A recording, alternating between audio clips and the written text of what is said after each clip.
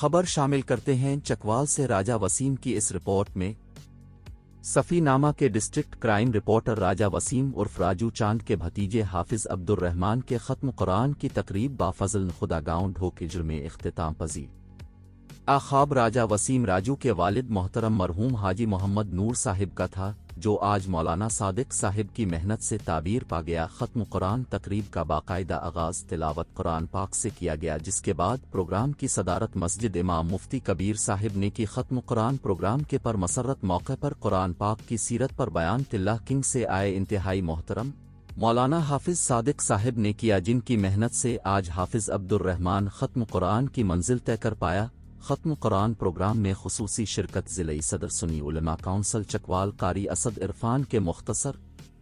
بیان کے فوراً بعد حافظ عبد الرحمان کی دستاربندی کی گئی، جس میں قاری اسد عرفان مولانا حافظ صادق اور مولانا مفتی کبیر نے اپنے ہاتھوں سے کیا۔ راجہ وسیم کے آئے ہوئے خصوصی مہمانوں میں سردار عارف ڈی جی ایم، بھائی زبیر ہارون موہرا کور چشم، نمبردار ملک اجمل نواز دیوالیاں، بھائی وقاص چتل، بھائی افضال سوہاوا، بھائی عمران تھک چک، بھائی کامران تھل چک، بھائی عظمت حسین، منتظم ادارہ دارالعلوم ماؤ اسلام صدیقہ ڈھوک اجڑ۔ ختم قرآن پروگرام کے اختتام میں دور دراز سے آئے مہمانوں کے لیے لنگر کا وسیع بندوبست کیا گیا اور پروگرام